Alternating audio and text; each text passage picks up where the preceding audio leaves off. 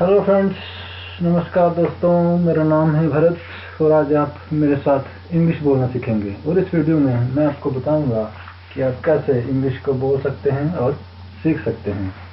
तो इससे पहले जिन लोगों ने मेरा चैनल को सब्सक्राइब नहीं किया है तो प्लीज़ मेरे चैनल को सब्सक्राइब कर लें और बेल आइकन को दबा लें ताकि मेरी वीडियो टाइम टू टाइम जो है मेरी वीडियो का जो नोटिफिकेशन है वो आपको मिल सके।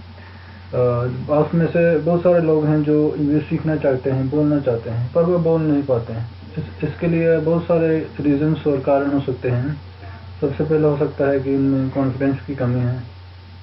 उन्हें समझ तो आती है पर वो बोल नहीं पाते क्योंकि उन्हें कुछ टर्म नहीं पता जो हम इंग्लिश लैंग्वेज में यूज़ करते हैं, जिन्हें बोलकर हम आसानी से इंग्लिश को बोल सकते हैं। और इसलिए ये वीडियो आपके लिए काफ़ी हेल्पफुल होगी। तो आप प्लीज़ इस वीडियो को बहुत ध्यान से देखिए। सबसे पहले मैं बेसिक्स से शुरू करूँगा क्योंकि मेरा मानना है जो बेसिक्स है वो हमारी बेस होता है, हमारा फाउंडेशन होता है।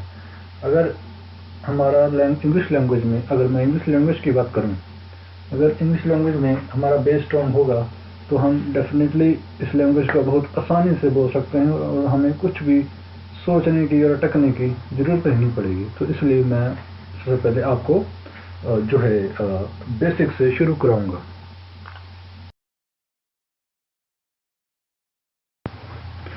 दोस्तों, सबसे पहले आप स्क्रीन पर देख रहे हैं बेसिक्स में मॉडल्स।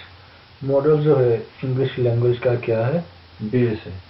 आप हम ये कह सकते हैं कि यहाँ से इंग्लिश लैंग्वेज की शुरुआत होती है। जो इंग्लिश में मॉडल्स का बहुत ही अहम रोल है। जैसे मॉडल्स में, जैसे आप स्क्रीन पर देख रहे हैं, दिस है, दिस का मतलब है यह, दैट है, दैट का मतलब है वह, दिस है, दिस का मतलब है ये, दोस है, दोस का मतलब है वे। फिर आता है उसके बाद पर्सन्स। पर्सन्स में जैसे आ रहा है आई, आई का मतलब मैं, वी का मतलब हम, यू का मतलब आप या तुम, ही जो होता है लड़कों के लिए यूज़ होता है, उसे कहते हैं वह, शी लड़की के लिए, वह, इट का मतलब यह, दे का मतलब वे। तो मोस्टली आप लोगों को ये सब पता होगा कि दिस, दैट, दीज, दोस और आई, वी, यू, पर आपको ये नहीं पता कि इनका जो है लॉजिकली यूज़ हम किस प्रकार कर सकते हैं। तो इसलिए मैं आपको आगे इसके बारे में डिटेल में बताऊंगा कि दिस क्या है और दैट क्या है। तो हम इनका जो है कैसे है जो यूज़ कर सकते हैं अपनी लैंग्वेज में। इवन हम करते भी हैं पर हमें इसका लॉजिकली मीनिंग नहीं पता, इसका ये नहीं पता कि हम इसका एग्जैक्ट कहाँ इसका जो है इन मॉडल्स का जो है यूज़ कर सकते हैं। तो इसका आगे मैं आपको बता रहा हूँ। मॉडल्स में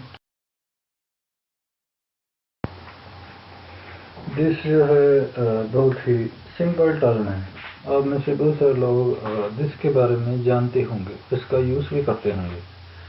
दिस जो है इंग्लिश लैंग्वेज का क्या है, बेस है इसका।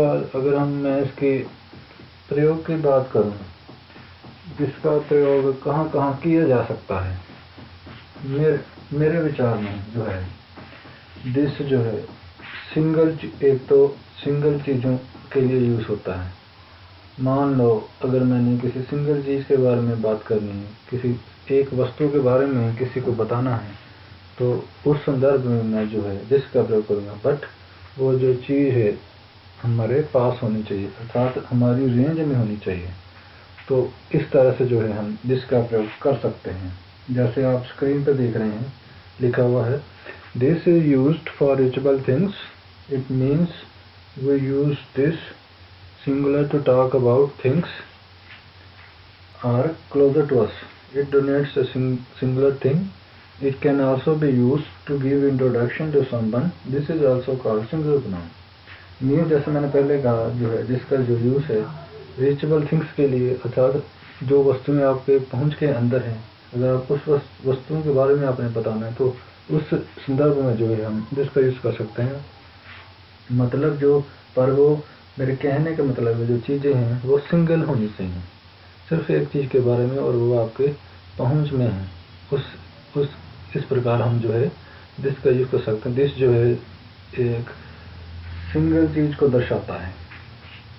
और इसका एक और यूज़ है जिसका हम किसी के बारे में मान लो अगर हमने इंट्रोडक्शन देनी है उसमें उस संदर्भ में भी हम जो है दिस का प्रयोग कर सकते हैं।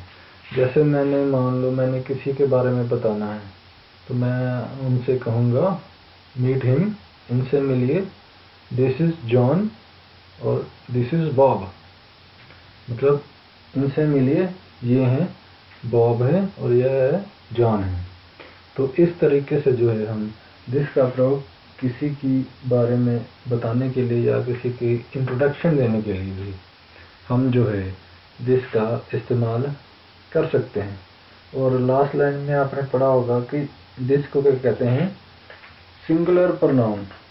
मतलब प्रोनाउन के सबसे पहले मैं आपको बताता हूँ, थोड़ा सा बता देता हूँ और आगे डिटेल वीडियो में इसके बारे में बताऊँगा कि प्रोनाउन क्या है, तो आगे मैं आपको बताऊँगा। सिंपल सब आपको बता देता हूँ।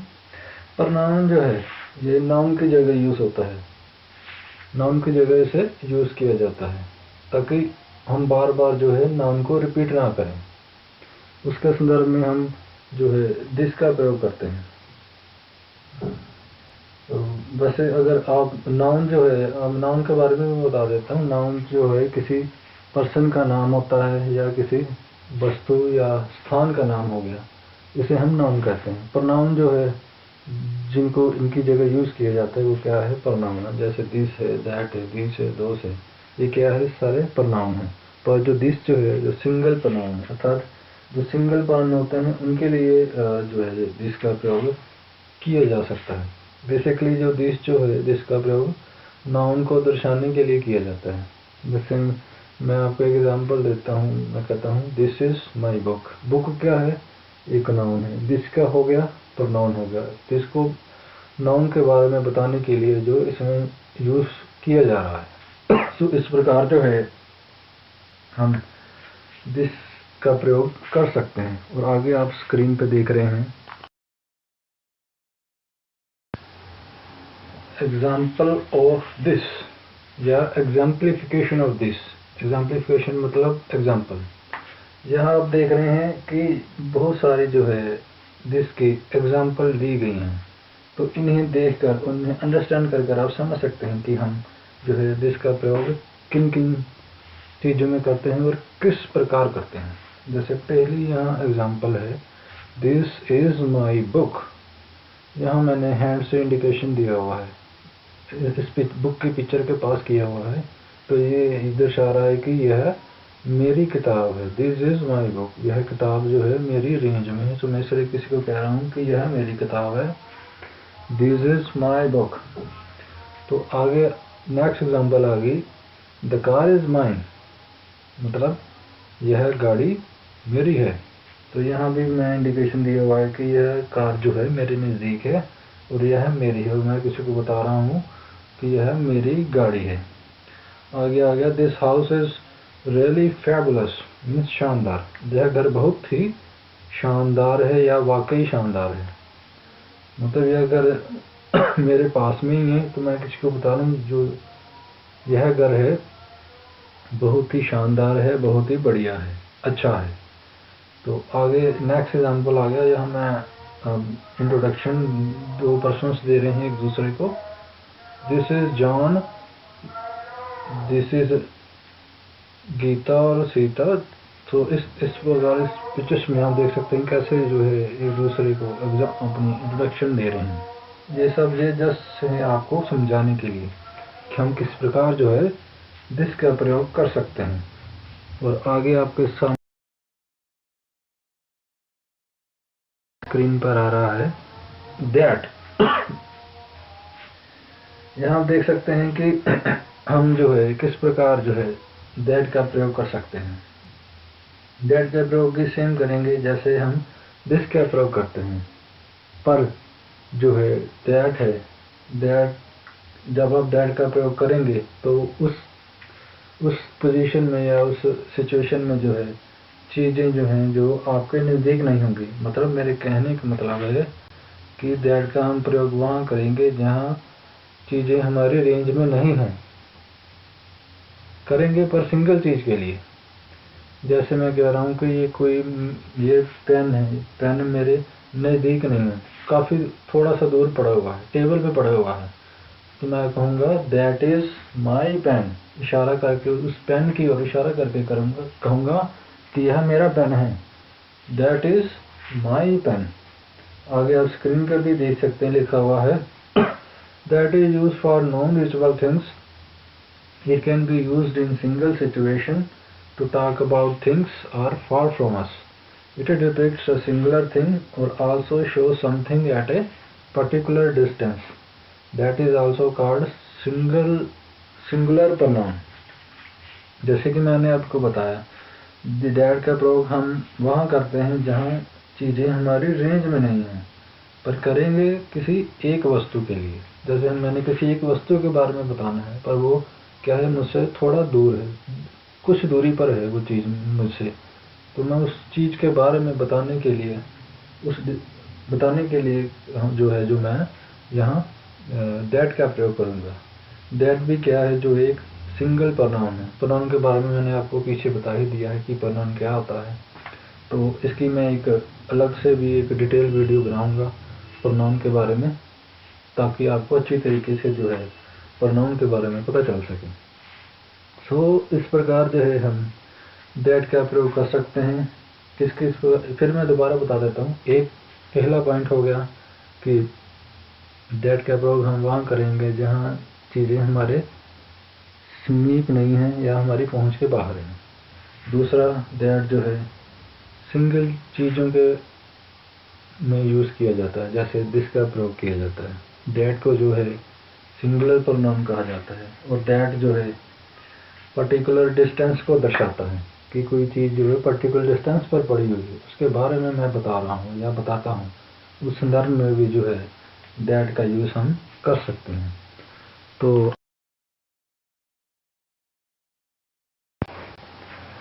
आगे आप देख रहे हैं यहाँ कुछ दैट की एग्जांपल्स दी गई। ये एग्जांपल जस्ट आपको क्या है, समझाने के लिए दी गई, ताकि आप आसानी से समझ सके कि हम जो है किस प्रकार है दैट का यूज़ कर सकते हैं। सबसे पहले फर्स्ट एग्जांपल में लिखा हुआ है दैट इज़ योर चेयर, और ये पर्सन जो है ये किसी को बता रहा है कि यह, और कह रहा है यह तुम्हारी चेयर है, दैट इज़ योर चेयर।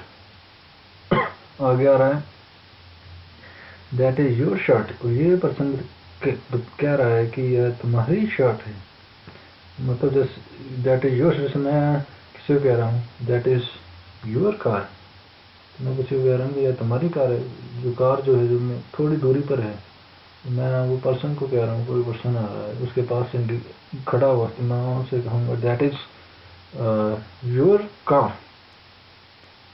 तो आगे है that building is very high, ये पर्सन इशारा करके बिल्डिंग की तो कह रहे हैं बिल्डिंग बहुत ऊंची है, मतलब बहुत ही ऊंची है और बड़ी है। तो ये कह रहे हैं that building is very high, क्यों? क्योंकि इस पर्सन की रेंज नहीं जा रही उस बिल्डिंग पे, तो ये सिर्फ इशारा करके बता रहा है कि ये बिल्डिंग बहुत ही ऊंची है। आगे नेक्स्ट एग्जांपल आ गई that is a farm house over there, जहाँ ये इंडिकेशन मैंने दिया हुआ है कि वहाँ क्या है, वहाँ क्या है, एक फार्म हाउस है। That is a farm house over there, मतलब वो फार्म हाउस काफ़ी दूर है।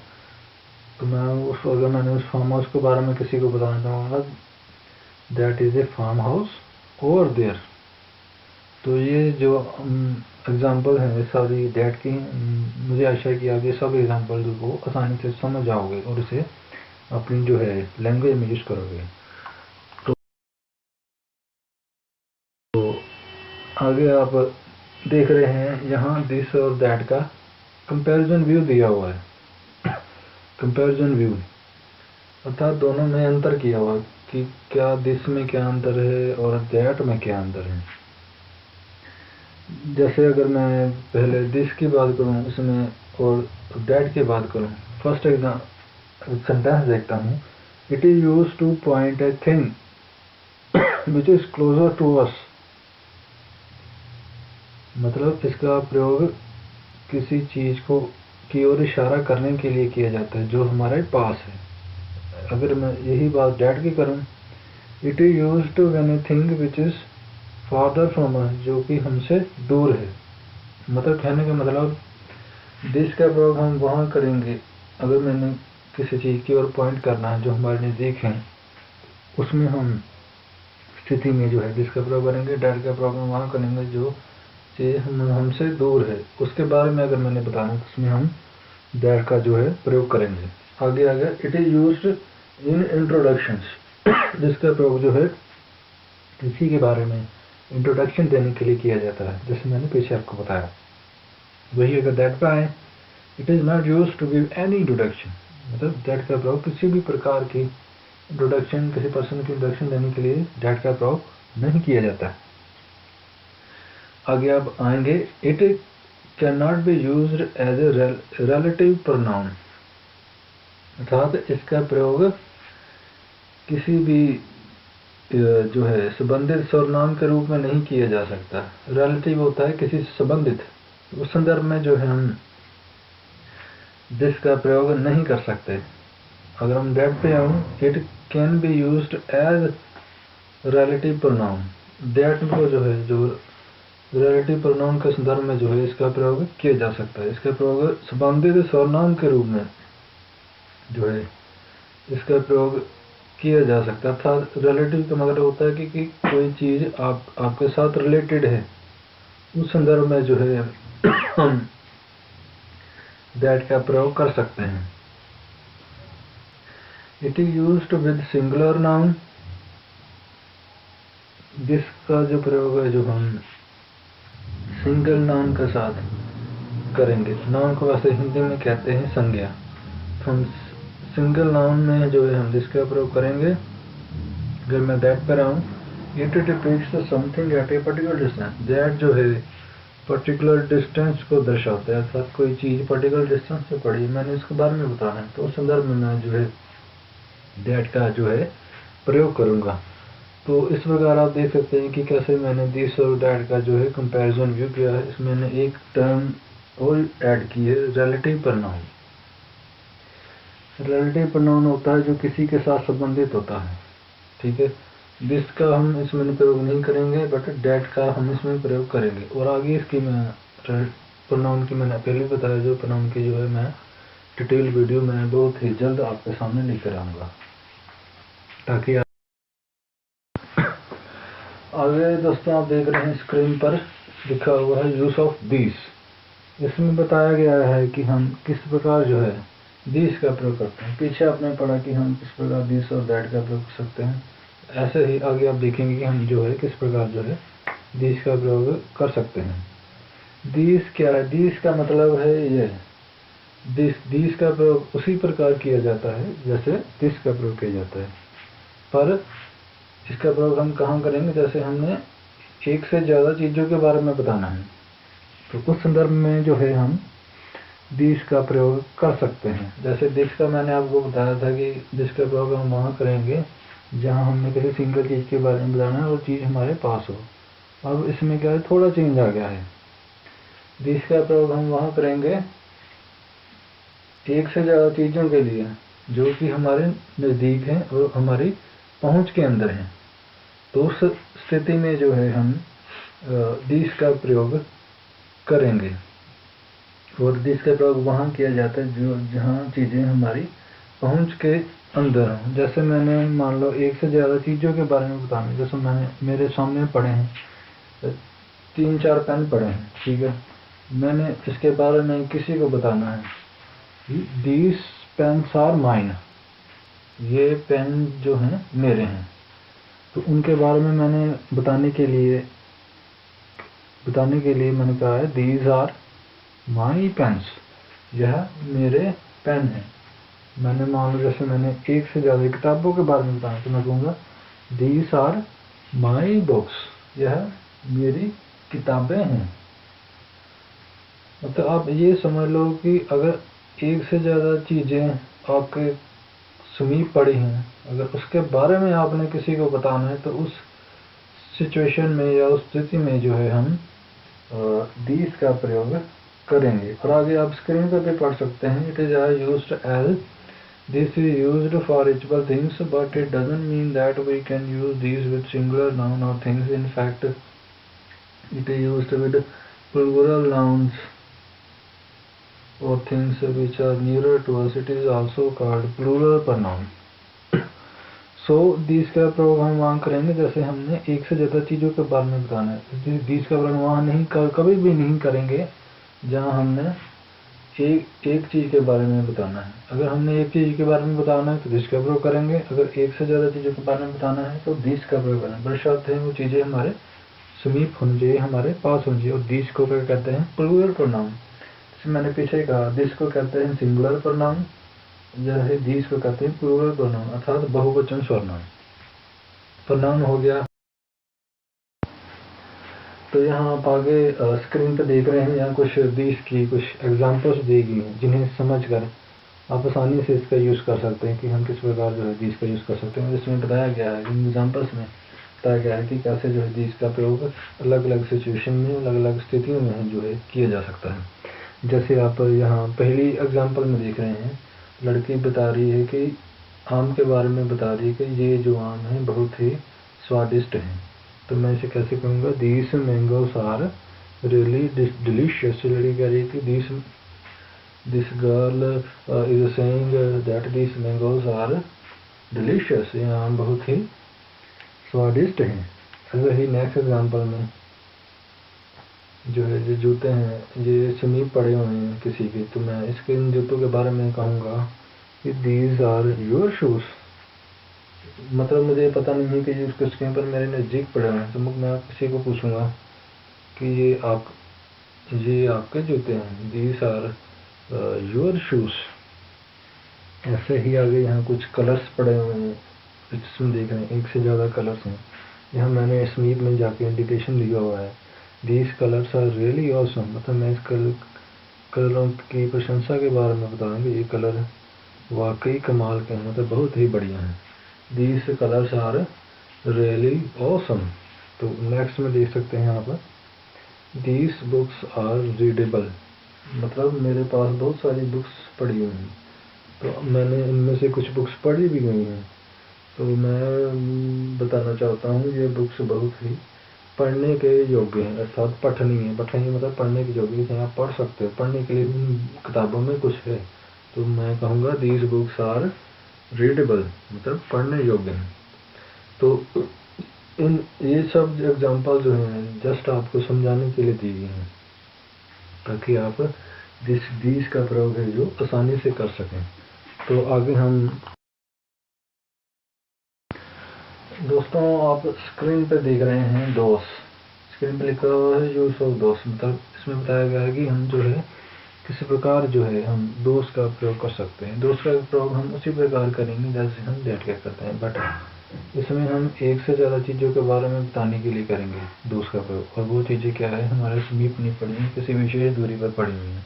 उन चीज़ों के बारे में बताने के लिए हमने जो है दोष का उपयोग करना है। जैसे आप स्क्रीन पे भी पढ़ सकते हैं, those are used when some things और objects are far from us and you want to tell somebody about them.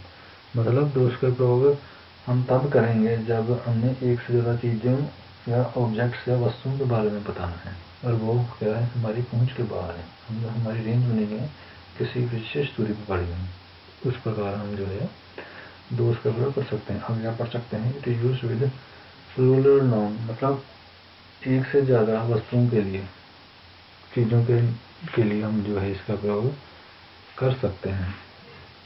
और यह जो है प्लूरल इन्वायरमेंट को दर्शाता है। प्लूरल इन्वायरमेंट अर्थात जैसे एक से ज़्यादा चीज़ें पड़ी हुई हैं और उसके बारे में हमने बताना है किसी को, तो उस संदर्भ में भी जो है हम उसका प्रयोग कर सकते हैं। जैसे मैं आपको यहाँ कुछ फाइलें पड़ी हुई हैं, 3-4 फाइलें पड़ी हुई हैं, सारी मेरी फाइल्स है और मैंने किसी को बताना है कि ये फाइल मैं तो कहूँगा दोस आर माई फाइल्स।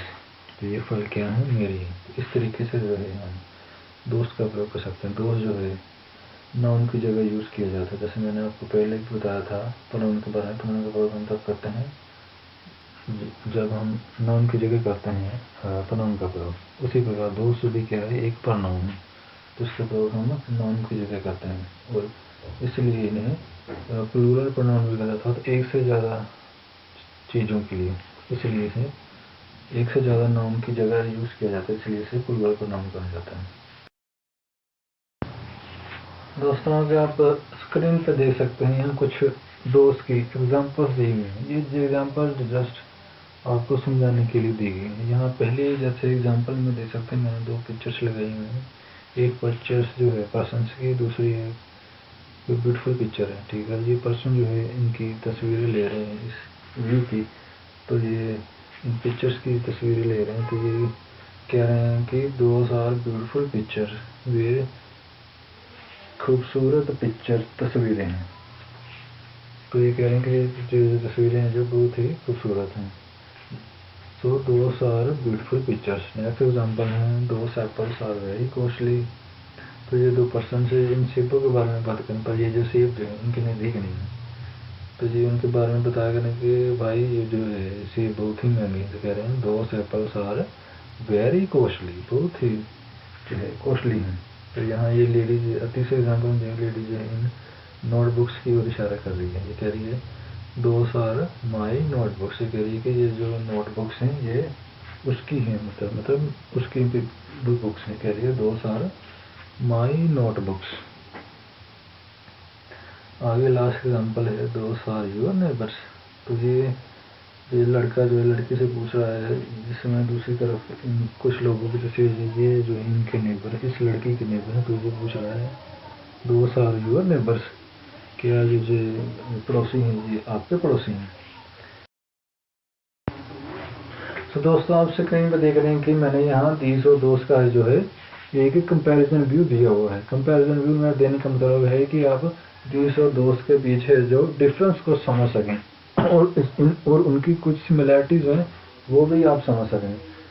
तक ये देने का मेरा मकसद ये है कि जब भी आप दीज और दोस्त का प्रयोग करें तो आपको सोचना ना पड़े और आप कंफ्यूज ना हो कि हम किस प्रकार जो है दीज और दोस्त का है अपनी लैंग्वेज में प्रयोग कर सकते हैं। सो यहाँ आप फर्स्ट सेंटेंस में देख सकते हैं जिसके लिखा हुआ है we make use of these to indicate toward closer object. मतलब कुछ ऑब्जेक्ट जो हैं, कुछ वस्तुएं जो हमारे समीप पड़ी हैं उनकी ओर इशारा करने के लिए अगर मैंने कुछ मतलब उनके बारे में बताना है किसी को, तो उस संदर्भ में जो है मैं दीज का प्रयोग करूँगा। ऐसे ही अगर मैं दोस्त की बात करूँ we use those talk about object और thing which are farther to us. मतलब दोस्त का प्रयोग हम वह करेंगे जो वस्तुएं या ऑब्जेक्ट हैं जो हमारे नज़दीक नहीं हैं, हमसे दूर हैं, उस संदर्भ में जो है हम दोस्त का प्रयोग करेंगे। तो आगे मैं आता हूँ सेकंड लाइन पे, it is used with more than one thing. मतलब दीज का प्रयोग हम करेंगे जैसे जहाँ एक से ज़्यादा चीज़ें हैं पर वो चीज़ें क्या है हमारे समीप हो, तो उस संदर्भ में जो है हम दीज का प्रयोग करेंगे। ऐसे ही अगर मैं दोस्त की बात करूँ, दोस्त का यूज हम वहाँ करेंगे जहाँ एक से ज़्यादा चीज़ें हों, जैसे मैंने दिस में बताया, पर वो चीज़ें जो है हमारे पास होनी चाहिए, हमसे हमारी पहुँच के दूर होनी चाहिए। उनके बारे में बताने के लिए हम जो है दोस्त का प्रयोग करेंगे। ऐसे ही मैं थर्ड में आता हूँ सेंटेंस में दिस के, it is used with plural object. मतलब डबल और एक से ज़्यादा ऑब्जेक्ट्स के लिए, चीज़ों में इसका प्रयोग किया जाता है। इसका प्रयोग बहुवचन वस्तुओं के साथ एक से ज़्यादा चीज़ें उनके साथ किया जाता है। ऐसे ही दिस का प्रयोग भी, दोस्त का प्रयोग भी सेम है, it is used with plural object. इसका उपयोग भी बहुवचन वस्तुओं के साथ अर्थात एक से ज़्यादा चीज़ों के लिए किया जाता है। ऐसे आगे आ जाएं, it is called plural pronoun, it is also called plural pronoun. These जो है इसको प्लूरल प्रोनाउन कहते हैं, दोस्त को भी प्लूरल प्रोनाउन कहते हैं। पर शर्त यह है कि जो चीज़ें हैं दीस में समीप होती हैं, दोस्त में थोड़ी दूर होती हैं, उनके बारे में बताने के लिए हम दीस और दोस्त का प्रयोग करते हैं। तो दोस्तों आपने जैसे देखा कि क्या दीस और दोस्त में डिफरेंस है और क्या कुछ सिमिलैरिटीज़ हैं दीस और दोस्त में। ताकि मुझे उम्मीद है कि आप ये कंपैरिजन व्यू पढ़ के आप दीस और दोस्त के बीच डिफरेंस कर सकते हैं और इसका आसानी से जो है अपनी लैंग्वेज में जो दीस और दोस्त का है जो आप प्रयोग कर सकते हैं। स्क्रीन पे आप देख रहे हैं लिखा हुआ है पर्सन्स इन इंग्लिश। मतलब कि हम जो है किसी प्रकार जो है पर्सन्स का इंग्लिश लैंग्वेज में प्रयोग कर सकते हैं। अगर मैं दोस्तों पर्सन्स की बात करूं, मेरे दिमाग में विचार आता है कि पर्सन्स क्या हैं। आप भी लोग सोचते होंगे कि ये पर्सन्स क्या हैं। आप बोलोगे जी पर्सन्स हैं जो होते हैं, जो आई हुई यू दे होते हैं, ये सारे है पर्सन होते हैं। हाँ मैं आपकी बात से सहमत हूँ, ये सारे जो है पर्सन्स होते हैं, पर हमें इनका प्रयोग नहीं पता, लॉजिकल यूज़ नहीं पता कि हम किस प्रकार जो है पर्सन्स का जो यूज़ कर सकते हैं। पर्सन्स का एक अहम हिस्सा है इंग्लिश लैंग्वेज, जैसे आप स्क्रीन पर पढ़ सकते हैं। Persons are part and parcel of English language. It shows the relationship between the speaker and the listener who is being addressed. It is used to replace the noun. Persons are called personal pronoun. अर्थात यहाँ बताया गया है कि जो persons हैं, जो व्यक्ति हैं, अगर हिंदी में बात करूँ, व्यक्ति हैं जो इंग्लिश लैंग्वेज का एक अहम हिस्सा है। यह क्या है, स्पीकर और लिसनर के रिलेशनशिप को दर्शाते हैं। उनमें क्या रिलेशनशिप है इसके बारे में बताते हैं पर्सन्स। पर्सन्स का प्रयोग नाउन की जगह किया जाता है। जैसे मैं कहता हूँ नाउन, जैसे आ गया किसी बंदे का नाम है, जैसे राम है। राम क्या है, एक नाउन है। मैं बार बार एक सेंटेंस में राम राम को रिपीट नहीं करना चाहता, उसकी जगह मैं राम की जगह पीछे बताया मैं आपको ही का यूज़ करूँगा। यही क्या है, ये एक प्रनाउन है और इन्हें कहते हैं पर्सनल प्रनाउन। पर्सनल प्रनाउन जो हम अपने लिए यूज़ कर सकते हैं, जैसे आई हो गया, वी हो गया, यू हो गया, ये सारे क्या हैं, ये पर्सनल प्रनाउन है। मतलब व्यक्तिगत सर्वनाम कह सकते हैं। जैसे हिंदी में जैसे यहाँ लिखा हुआ है, पर्सन्स अंग्रेजी भाषा का अभिन्न अंग है। यह वक्ता और श्रोता जिससे संबंधित किया जा रहा है कि बीच संबंध को दर्शाता है। इसका प्रयोग संज्ञा के स्थान पर किया जाता है, अर्थात नाउन की जगह पर्सन्स को व्यक्तिवाचक सर्वनाम भी कहते हैं, अर्थात पर्सनल प्रनाउन, जैसे कि हम हिंदी में पढ़ते हैं। तो मेरे कहने का मतलब है कि पर्सन्स वे हैं, अगर हमने अपने आप को या किसी को डिस्क्राइब करना है, उस संदर्भ में जो है हम पर्सन्स का यूज़ करते हैं। तो आगे मैं आपको बताऊंगा कि हम जो है किस प्रकार से इनका यूज़ कर सकते हैं। दोस्तों, आप स्क्रीन पर देख रहे हैं, यहाँ मैंने पर्सन्स का क्लासिफिकेशन किया हुआ है, अर्थात वर्गीकरण किया हुआ है। मैंने वर्गीकरण करने का मतलब ये है कि आप समझ सकें कि किस पर्सन्स की क्या क्या कैटेगरीज हैं और उन कैटेगरी में कौन कौन से पर्सन्स आते हैं। जैसे मैंने पीछे आपको बताया, पर्सन्स में आते हैं I, we, you, they, he, she, it. तो ये सारे क्या हैं, इन कैटेगरीज में आते हैं। तो इन कैटेगरीज को पढ़कर हम आसानी से इनका जो है क्लासिफिकेशन कर सकते हैं और इनका प्रयोग कर सकते हैं। हमें कोई कन्फ्यूज़न भी नहीं होगी पर्सन्स के बारे में। मोस्टली लोगों को काफ़ी कन्फ्यूज़न रहती है पर्सन्स के बारे में, आई के बारे में, वी के बारे में, यू के बारे में, दे के बारे में, ही, शी, इट के बारे में। तो इसीलिए मैं ये वर्गीकरण जो है पर्सन्स का आपके सामने लेके आया हूँ। जैसे लिखा हुआ है, persons are broadly divided into 3 categories. मतलब पर्सन्स को 3 कैटेगरी में डिवाइड किया हुआ है। जैसे फर्स्ट कैटेगरी है फर्स्ट पर्सन, सेकंड कैटेगरी है सेकंड पर्सन, थर्ड कैटेगरी है थर्ड पर्सन। तो ये हो गए 3 पर्सन हो गए, फर्स्ट पर्सन, सेकंड पर्सन और थर्ड पर्सन। फर्स्ट पर्सन में आते हैं आई और वी, सेकंड पर्सन में आता है अकेला यू, थर्ड पर्सन में आता है ही, शी, इट और दे। फर्स्ट पर्सन की अगर मैं बात करूँ, फर्स्ट पर्सन क्या होता है, जो स्पीकर होता है। First person is the speaker, जो किसी के बारे में बात करता है, हु स्पीक्स अबाउट समथिंग, बात करता है या बोलता है। मतलब फर्स्ट पर्सन में होता है जो किसी के बारे में बात करता है, अर्थात तो बोलता है। अब यहाँ आ गया सेकंड पर्सन। सेकंड पर्सन क्या है, यू होगा। जैसे सेकंड पर्सन क्या है, लिसनर है, अर्थात श्रोता है, जिससे स्पीकर बात करता है। थर्ड पर्सन हो गया इस संबंध, जिसके बारे में फर्स्ट पर्सन सेकंड पर्सन से बात करता है। जैसे मैं एक सीधी एग्जांपल आप देता हूँ, आपको ये तीनों समझ आ जाएंगे। फर्स्ट पर्सन हो गया, जैसे मैं अपनी बात करूँ, आई, मैं। सेकंड पर्सन हो गया यू, मैं यू से बात कर रहा हूँ, किसी के बारे में बात कर रहा हूँ। जिसके बारे में मैं बात कर रहा हूँ वो ही भी हो सकता है, शी भी हो सकता है। तो वो क्या हो गया, थर्ड पर्सन हो गया। तो इस प्रकार जो है मैंने आपको पर्सन्स के बारे में बताया है, उनकी क्लासिफिकेशन के बारे में बताया है। मैं एक बार आपको फिर आपकी क्लैरिफिकेशन के लिए एक बार फिर बता देता हूँ।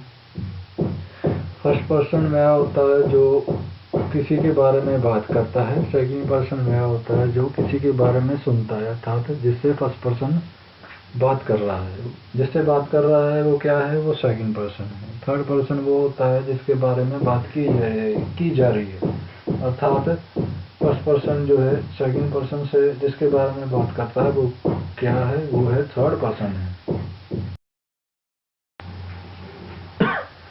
जैसे आप देख सकते हैं यहाँ कुछ इलिस्ट्रेशंस दी हुई हैं। इन इलिस्ट्रेशन को आप समझ के आसानी से समझ सकते हो कि किस प्रकार जो है यहाँ पर्सन्स को दर्शाया गया है। जैसे कि आप पहली पिक्चर्स पे देखेंगे, इसमें एक पर्सन खड़ा हुआ है, ये क्या है, आई है, फर्स्ट पर्सन है। और ये एक से ज़्यादा बंदे हो गए, 2 बंदे हो गए, ये क्या है, वही है, प्लूरल हो गया। आई हो गया सिंगुलर, एक, प्लूरल हो गया 2, वही।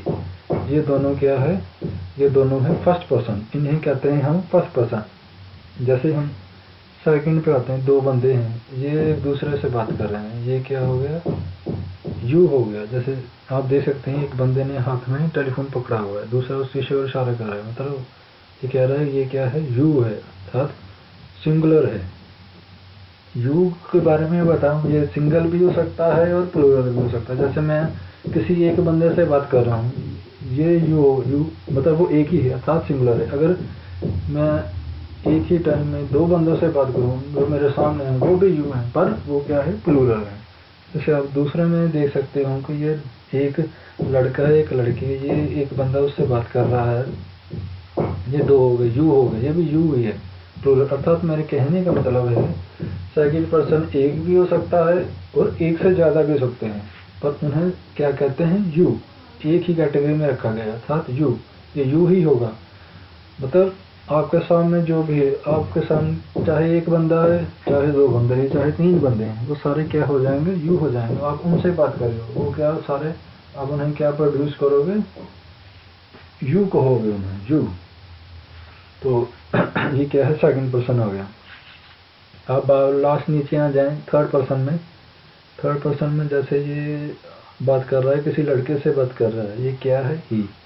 अगर मैंने किसी लड़के के बारे में बात करनी है तो मैं यहाँ ही का प्रयोग करूँगा। ही हमेशा सिंगुलर ही होता है। और जैसे दूसरी लाइन में देखें, यहाँ एक लड़की बैठी हुई है, उससे बात कर रही है, ये क्या है, शी होगी लड़की, उसके लिए क्या होगी, शी, ये शी होगी। जैसे कुत्ते के बारे में मैंने बात करी तो मैं इट का प्रयोग करूँगा। जैसे एक से ज़्यादा बंदों के बारे में मैंने अगर बात करनी है किसी से, तो मैं जो है दे का प्रयोग करूँगा। तो इस फर्स्ट आप पिक्चर में देख सकते हैं किस प्रकार जो है दर्शाया गया है कि पर्सन जो है कैसे होते हैं, कितने प्रकार के होते हैं सारे। मुझे आशा है कि आप ये इन एग्जाम्पल को देखिए, आप आसानी से समझ सकते हो कि पर्सन्स क्या होते हैं। और नेक्स्ट सेकेंड एग्जाम्पल पे आ जाएं, ये क्या है, ये थर्ड पर्सन के एग्जाम्पल है। जैसे लड़का है, ये ही है, लड़की है, ये शी है, या कुत्ता है, कुत्ते के बारे में बात करनी है तो ये क्या है, इट है, अर्थात ये इट है, कुत्ता है। अर्थात नेक्स्ट में आ जाए, एक से ज़्यादा बंदे हैं तो ये उनके लिए मैं क्या यूज़ करूँगा, अगर मैंने उनके बारे में बात करनी है तो मैं दे का यूज करूँगा। तो थर्ड पिक्चर में आप देख सकते हैं क्लियरली अंडरस्टैंडेबल है। थर्ड पिक्चर में आप बहुत ही आसानी से समझ सकते हो। ये लड़की लड़के से बात कर रही है, लड़की जो है फर्स्ट पर्सन है, ये लड़का जो है सेकंड पर्सन है, और ये लड़की जिस लड़के के बारे में जिससे बात कर रही है ऊपर दिया हुआ है, ये क्या है, थर्ड पर्सन है। तो मुझे आशा है कि आप जो भी मैंने आपको बताया है पर्सन्स के बारे में, तो आप आसानी से इन पिक्चर्स के थ्रू आसानी से समझ सकते हो। सो दोस्तों, आपका बहुत ही धन्यवाद मेरी ये वीडियो देखने के लिए। मुझे आशा है कि ये वीडियो जो है आपके लिए जो है काफ़ी हेल्पफुल होगी इंग्लिश सीखने में। और मॉडल्स का जो है मैं नेक्स्ट पार्ट, सेकंड पार्ट में जल्दी ही लेके आ रहा हूँ। मुझे आशा है कि आप ये सब लोग जो हैं मेरी ये वीडियो को लाइक करेंगे और सब्सक्राइब करेंगे और काफ़ी पसंद करें। सो दोस्तों, आपका बहुत ही धन्यवाद मेरी ये वीडियो देखने के लिए।